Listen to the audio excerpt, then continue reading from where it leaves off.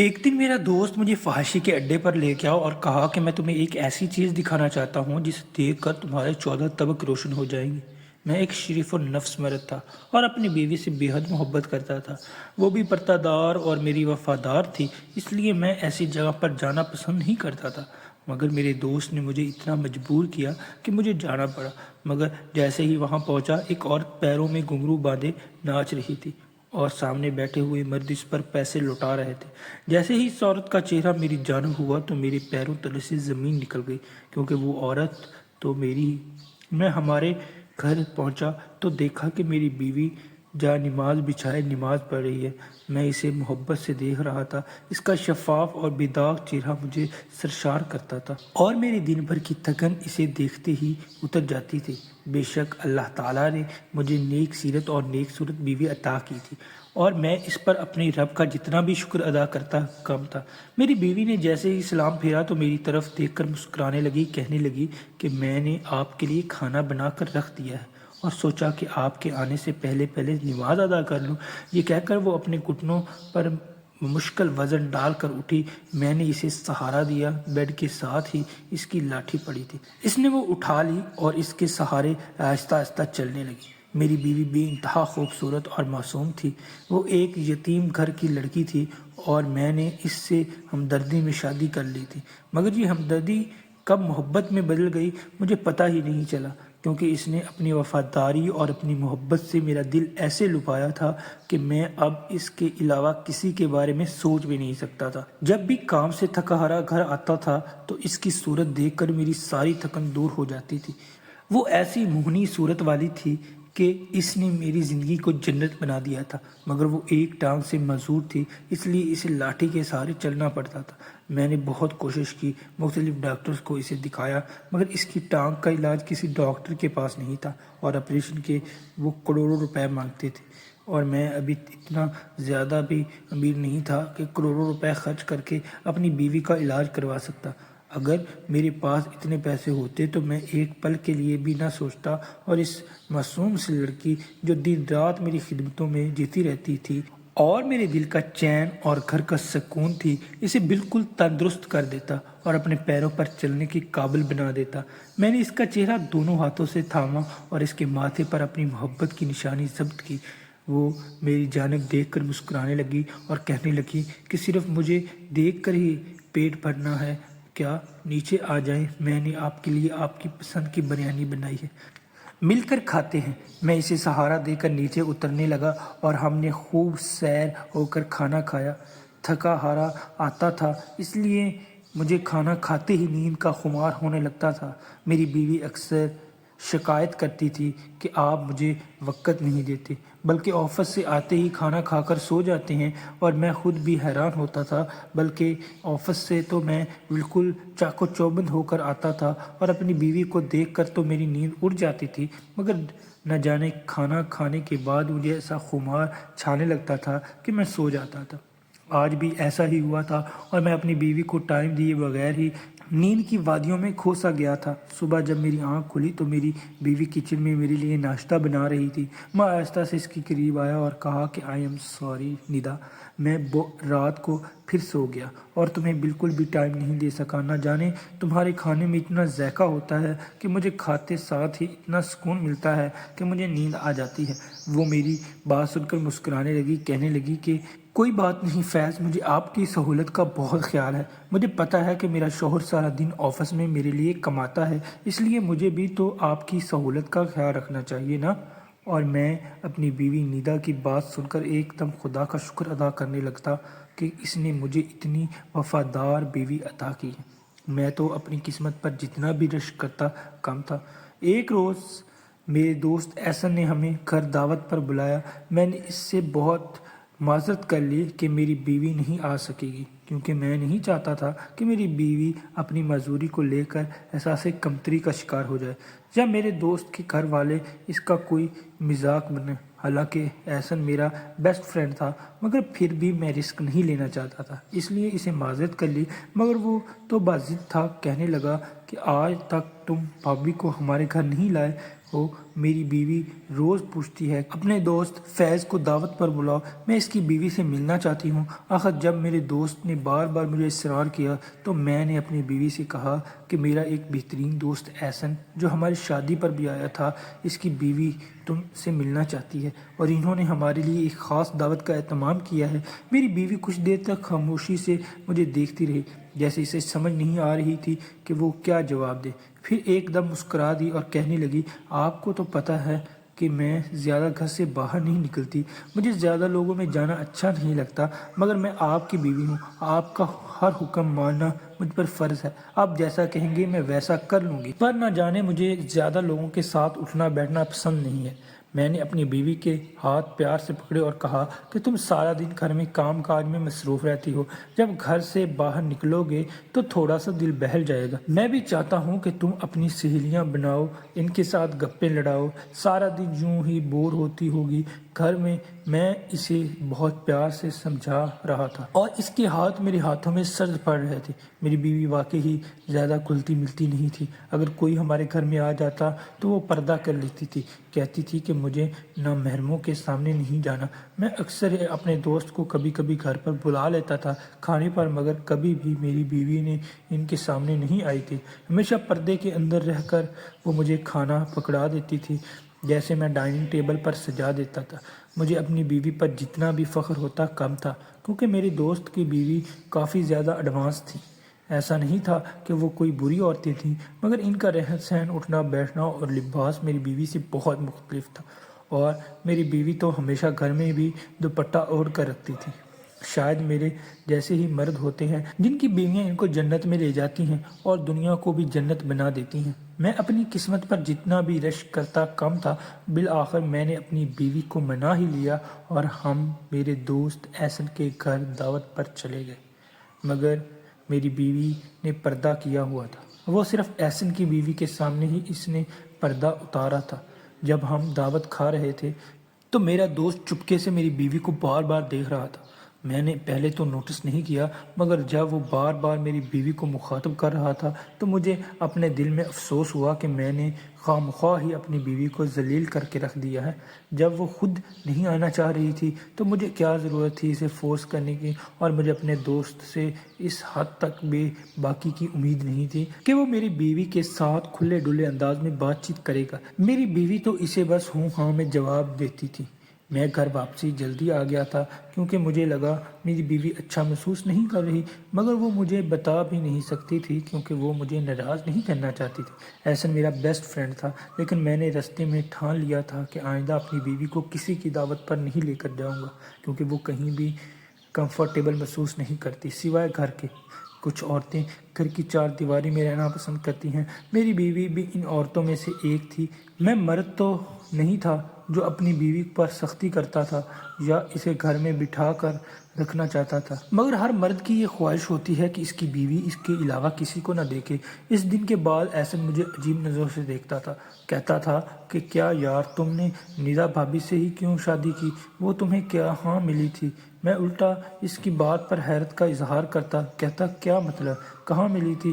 بس ہمارا جوڑ آسمانوں پر لکھا تھا اور قسمت نے ہمیں زمین پر ملا دیا۔ میں اپنی بیوی کا ذکر فخر سے کر رہا تھا۔ شاید میرا دوست متجسس تھا کہ آخر میں نے ندا جیسی پاک دامن بیوی کہاں سے ڈھونڈی۔ ندا ایک غریب گھرانے کی لڑکی تھی، ان کے وسائل اتنے محدود تھے کہ ہماری شادی کا سارا خرچہ بھی میں نے اپنی جیب سے ادا کیا تھا، مگر ندا اتنی اچھی فطرت کی مالک تھی کہ مجھے اس کے قدم میں اپنی ساری دولت بھی ڈھیر کرنا پڑتی تو میں بغیر سوچے کر دیتا۔ مگر میرے دوست نے ایک روز مجھ پر عجیب انکشاف کیا، کہنے لگا کہ یار فیض، تم ایک اچھے انسان ہو مگر اپنی آنکھیں کھلی رکھا کرو، یہ نہ ہو کوئی تمہاری ناک کے نیچے تمہارے دھوکہ دے رہا ہو، اور جب علم ہو تو پانی راہ سے اوپر پہنچ جائے۔ خاص طور پر اپنی بیوی پر نظر رکھا کرو کہ رات کو وہ تمہیں ساتھ تو ہوتی ہے نا۔ اور اپنے دوست کی بات سن کر میرا چہرہ بے حد سرخ پڑ چکا تھا۔ میرا دل کیا کہ اس کے منہ پر تماچا ماروں کہ اس نے کتنی گھٹیا بات کی ہے، وہ بھی میری ندا کے حوالے سے۔ میں نے کہا تم جلتے ہو نا میری بیوی سے، کیونکہ تمہاری بیوی میری بیوی جیسی نہیں ہے۔ میری بات سن کر حسن نے اپنے کانوں کو ہاتھ لگایا اور کہا کہ اللہ نہ کرے کہ میری بیوی تمہاری بیوی جیسی ہو، اور میں اس کی بات سن کر ایک دم غصے میں آ گیا۔ میں نے کہا کہ تم میرے بیسٹ فرینڈ ہو، اس کا مطلب یہ نہیں ہے کہ تم کچھ بھی بکواس کرتے جاؤ۔ میری اور اس کے درمیان کافی تلخ کلامی ہو گئی تھی، مگر وہ کہنے لگا کہ بہت جلد تمہاری آنکھوں پر سے اپنی محبت کی پٹی اتر گی۔ میں تو تمہارا دوست ہوں، تمہیں اچھا ہی مشورہ دے رہا ہوں، نہ کہ تم سے حسد یا جلن کا شکار ہوں۔ وہ اپنی صفائیاں دینے لگا اور مجھے وہ زہر لگ رہا تھا۔ اس کے بعد سے میں نے احسن سے بات چیت ترک کر دی۔ آفس میں جاتا تو احسن کو بلا نظر انداز کر دیتا۔ میں اپنی بیوی کے خلاف کوئی بات بھی نہیں برداشت کر سکتا تھا، چاہے کہنے والا میرا بیسٹ فرینڈ ہی کیوں نہ ہو، کیونکہ دعوت والے دن ہی مجھے شک پڑ گیا تھا کہ احسن میری بیوی پر شک اور حسد میں مبتلا ہے، کیونکہ اس کی بیوی کافی زیادہ لبرل اور ماڈرن تھی۔ وہ ہنس ہنس کر مجھ سے باتیں کر رہی تھی، اور شاید کوئی بھی مرد ایسا نہیں چاہتا کہ اس کی بیوی کسی دوسرے مرد سے کہہ کے لگا کر ہنسے۔ اس لیے مجھے احسن کی فطرت پر افسوس ہوا۔ میں اسے ایک اچھا انسان سمجھتا تھا، مگر وہ بھی ایک حسد اور جلن کا شکار آدمی تھا۔ میری زندگی بالکل نارمل انداز میں چل رہی تھی۔ میری بیوی نے آج تک مجھے کوئی شکایت کا موقع نہیں دیا تھا۔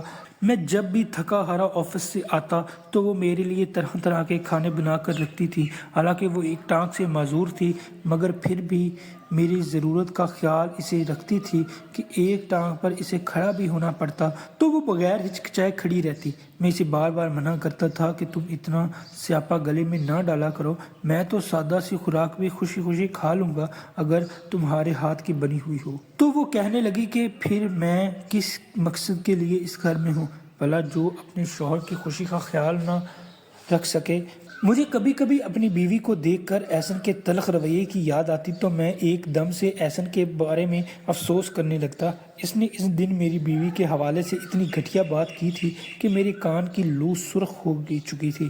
وہ بار بار مجھے کہتا تھا کہ رات کو تمہاری بیوی تمہارے پاس تو ہوتی ہے نا، یہ نہ ہو کسی رات تم اٹھو اور وہ تمہارے پہلو میں ہی نہ لیٹی ہو۔ اور میں اس کی اتنی گھٹیا باتیں سن کر اب مکمل طور پر اسے نظر انداز کرنے لگا تھا، مگر جو بھی تھا، رات کا کھانا کھانے کے بعد ہی مجھے نیند آ جاتی تھی۔ ایسا خمار پڑ جاتا تھا کہ پھر اترتا ہی نہیں تھا۔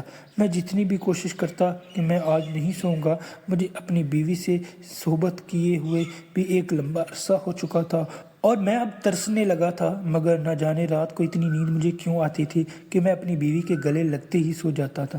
مجھے اب اپنے آپ سے غصہ آنے لگا تھا۔ میں نے اپنے آپ کو کم مصروف کر لیا تھا۔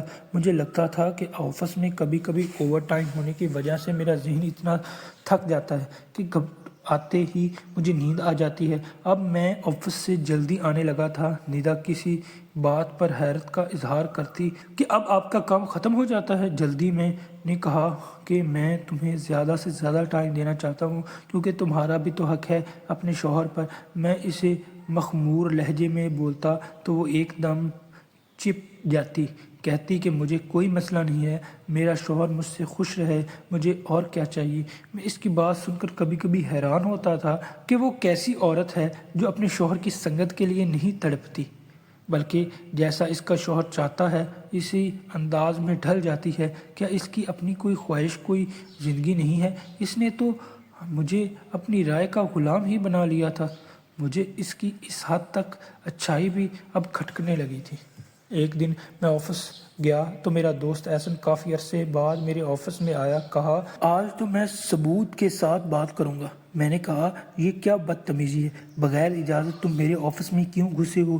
میں نے کھلم کھلا اس سے ناراضگی کا اظہار کرنا شروع کر دیا تھا، کیونکہ میں اپنی بیوی کے حوالے سے بہت زیادہ حساس تھا۔ کوئی بھی اس کی طرف انگلی بھی اٹھائے مجھے گوارا نہیں تھا۔ وہ اتنی معصوم، سیدھی سادی اور سادہ تھی، اوپر سے معذور تھی۔ کوئی بھی اس کے بارے میں اتنی غلط باتیں کرے۔ مگر احسن نے کہا کہ پہلے ایک گلاس ٹھنڈا پانی پی لو، اپنے غصے کو کنٹرول کرو، اس کے بعد میں تمہیں کچھ دکھاتا ہوں، کیونکہ تم اپنے بچپن کے دوست ہو، مجھے بہت عزیز ہو۔ میں نہیں چاہتا کہ میرے دوست کے ساتھ اتنا بڑا دھوکہ ہو، اور اسے پتہ ہی نہ چلے، کیونکہ تم بہت سیدھے اور معصوم ہو میرے یار، کہ لوگ تمہاری معصومیت سے فائدہ اٹھا کر تم سے زیادہ معصوم بن کر تمہیں الو بنا جاتے ہیں۔ میں نے کہا کہ مجھے کومن گھیریوں میں مت ڈالو اور جو بات کہنا چاہتے ہو جلدی سے کہو اور چلتے بنو۔ اچانک اس نے اپنے موبائل آن کیا اور میرے ٹیبل پر رکھ دیا۔ میں نے موبائل اٹھایا، کچھ دیر کے لیے اسکرین کو دیکھتا رہا۔ مجھے ایسا لگا جیسے تیز رفتار ٹرین میرے وجود پر سے گزر گئی ہو۔ مجھے تو اپنے آپ سنبھالنا مشکل لگ رہا تھا۔ ایک دم سے میرے سر میں زور سے چکر آیا اور میں لڑکھڑا کر نیچے گرا۔ شاید میں اب تک خوش گمانیوں کے آسمان میں اڑ رہا تھا۔ ایک دم سے زمین پر گرا تو میرے بخیے ادھڑ گئے۔ میرے دوست احسن نے مجھے کندھوں سے پکڑ کر اٹھایا، سہارا دیا اور کہا کہ تم میرے بہت عزیز دوست ہو۔ میں تمہیں اس تکلیف سے گزارنا نہیں چاہتا تھا، مگر میں نہیں چاہتا تھا کہ تم ایسی دوغلی عورت کے ساتھ رہو جو ہر رات کسی مرد کا بستر رنگین کرتی ہے۔ مجھے معاف کر دینا۔ میں نے کہا کہ مجھے اس جگہ جانا ہے، مجھے لے جاؤ، میں اس رنگے ہاتھوں پکڑنا چاہتا ہوں۔ اس نے کہا کل رات تم اس کا بنایا کھانا مت کھانا بلکہ سونے کا بہانہ بنا دینا، اس کے بعد تم خود اپنی آنکھوں سے دیکھ لینا کہ وہ کہاں جاتی ہے۔ میں اس کی بات سن کر سکتے کی حالت میں تھا۔ نڈال سے قدموں سے گھر کی راہ لی۔ شام کا وقت تھا۔ نیدا ہمیشہ کی طرح مجھ سے مسکرا کر ملی تھی اور ایک ٹانگ سے لنگڑا کر چل رہی تھی اور کچن کے کاموں میں مصروف تھی۔ میں اسے دیکھنے لگا۔ کتنی معصوم اور شریف دکھنے والی بیوی اصل میں نکلی کیا تھی۔ میرا تو شرافت اور وفاداری پر سے اعتبار ہی اٹھ گیا تھا۔ میری آنکھیں سرخ ہو رہی تھیں۔ نیدا نے مجھے کہا کہ کیا بات ہے، آپ کو بخار تو نہیں؟ آپ کی طبیعت ٹھیک ہے نا؟ آج جلدی آفس سے گھر آ گئے؟ میں نے کہا ہاں، میں کمرے میں سونے جا رہا ہوں، پلیز مجھے ڈسٹرب مت کرنا، مجھے شاید نیند آ رہی ہے، میں نے نیند کی گولی کھا لی ہے۔ نیدا کہنے لگی کہ میں نے آپ کے لیے کھانا بنایا ہے، وہ نہیں کھائیں گے کیا؟ میں نے کہا کہ نہیں، مجھے بھوک نہیں ہے، پلیز ایک کپ چائے بنا کر کمرے میں لے آؤ، میرا سر شدید درد کر رہا ہے۔ نیدا نے میری بات سن کر ہاں میں سر ہلایا۔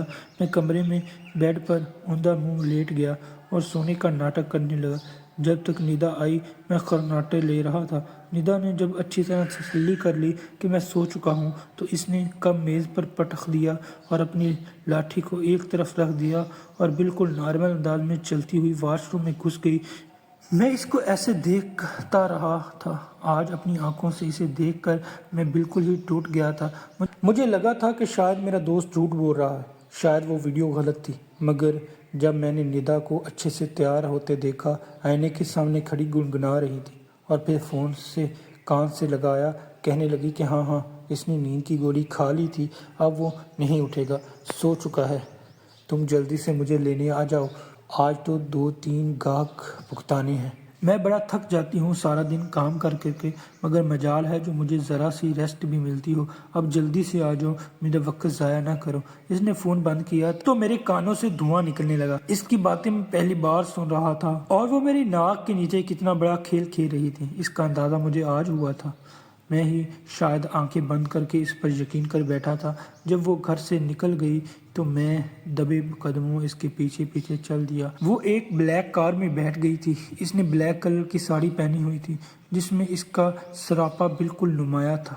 میرے سامنے تو وہ شریف سادی بن کر رہتی تھی، دوپٹہ بھی سر سے نہیں اتارتی تھی، اور اب دوپٹے سے بے نیاز اتنے بے باک لباس پہن کر وہ اپنے عاشق کے ساتھ چلی گئی تھی۔ میں سرخ پڑتے چہرے کے ساتھ ساتھ اس کا پیچھا کر رہا تھا۔ جب وہ اپنے ٹھکانے پر پہنچی تو میں بھی 10 منٹ کے بعد دروازہ بجانے لگا۔ اندر سے ایک موٹی بھدی عورت باہر نکلی جس کے منہ میں پان تھا۔ اس نے سر تا پیر مجھے دیکھا۔ میں نے کہا مجھے اندر جانا ہے، اپنی مرضی کی دوشیزہ کے ساتھ وقت گزارنا ہے۔ میں نے اپنی جیب سے کڑکتے ہوئے نوٹ نکالے تو اس کی آنکھوں میں لالچ آیا۔ کہنے لگی کہ آؤ آؤ میاں، نئے آئے ہو اس محلے میں، ایک سے بڑھ کر ایک آئٹم ہے ہمارے پاس، جس پر ہاتھ رکھو گے وہ تمہارا ہو جائے گی۔ جیسے ہی اندر داخل ہوا تو ہر طرف طوفان بدتمیزی تھا، تیز تیز میوزک لگا تھا اور گھنگروؤں کی آوازیں میرے کانوں میں سور پھونک رہی تھیں۔ میں وہ منظر نہیں دیکھنا چاہتا تھا کہ جہاں میری بیوی کسی مرد کے پہلو سے چمٹی بیٹھی ہو، مگر جیسے ہی میری نظر سامنے پڑی ایک لڑکی پیروں میں گھنگرو باندھے ناچ رہی تھی۔ اس کے پاؤں بالکل پروفیشنل انداز میں حرکت کر رہے تھے، جیسے اسے اپنے ناچ پر عبور حاصل ہو۔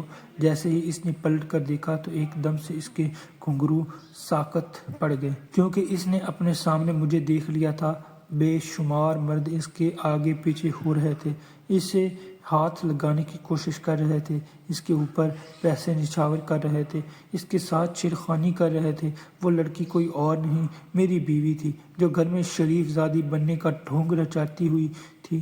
میں ایک دم سے اس کی جانب بڑھا اور اس کے منہ پر ایک زوردار تماچا مارا۔ سب مرد ایک دم سے جیسے بت بن گئے، منہ کھولے دیکھ رہے تھے، اور وہ بالکل پھٹی پھٹی سی مجھے دیکھ رہی تھی۔ فیاض آپ یہاں؟ میں نے کہا ہاں، اس جگہ پر مجھے بہت پہلے آ جانا چاہیے تھا، مگر خدا کا شکر ہے کہ دیر آئے درست آئے۔ اگر اب بھی میری آنکھیں نہ کھولتی تو پتہ نہیں تم میری آنکھوں میں تب تک دھول جھونکتی رہتی اور شریف ہونے کا ناٹک کرتی رہتی۔ میں تمہیں طلاق دیتا ہوں۔ میں نے سب کے سامنے 3 بار اس کو طلاق دے دی۔ میں اس کی صفائی میں ایک لفظ بھی نہیں سننا چاہتا تھا، نہ اس کی کوئی مجبوری، نہ اس کی کوئی التجا۔ اس کی چاہے جتنی بھی بڑی مجبوری ہوتی، وہ میری غیرت سے بڑھ کر نہیں ہو سکتی تھی، اور میری غیرت یہ گوارا نہیں کرتی تھی کہ میری بیوی میری نظروں میں دھول جھونک کر ایسے کام کرے۔ میں نے کہا تمہارا ٹھکانہ بس یہی ہے، میرے پیچھے آنے کی کوشش مت کرنا ورنہ میں تمہیں مار دوں گا۔ میں نے اسے دھمکی دی۔ وہ ایک دم سے سرخ پڑ گئی، میرے قدموں میں گر کر معافی مانگنے لگی، کہنے لگی کہ میں مجبور ہوں فیاض، کہ معاف کر دیں۔ مگر مجھے اس کی بات پر سے کوئی دلچسپی نہیں تھی، کیونکہ اب تک اس نے میری غیرت اور میری عزت کا جو تماشا بنایا تھا برداشت نہیں کر سکتا تھا۔ میں ٹوٹے دل کے ساتھ اور بکھرے وجود کے ساتھ وہاں سے ہمیشہ کے لیے نکل آیا ہوں، اور کبھی نہ اس کی شکل دیکھنے کا تہیہ کر لیا ہے۔ خدا کا شکر ہے کہ مجھے اس کی حقیقت جلد پتہ چل گئی تھی، کیونکہ اگر ہمارے درمیان اولاد آ جاتی تو شاید میرے قدم زنجیر بن جاتے اور میں اسے معاف کر دیتا، مگر میں اتنا بڑا دھوکہ معاف نہیں کر سکتا تھا، کیونکہ میرا ظرف اتنا بڑا نہیں تھا۔ آپ کو یہ ویڈیو کیسی لگی؟ اگر اچھی لگی تو کمنٹ میں ضرور بتائیے گا۔ مزید ایسی ویڈیو دیکھنے کے لیے بیل آئیکن پر ضرور دبائیے گا، تاکہ آپ کو میری نئی آنے والی ویڈیوز ملتی رہے۔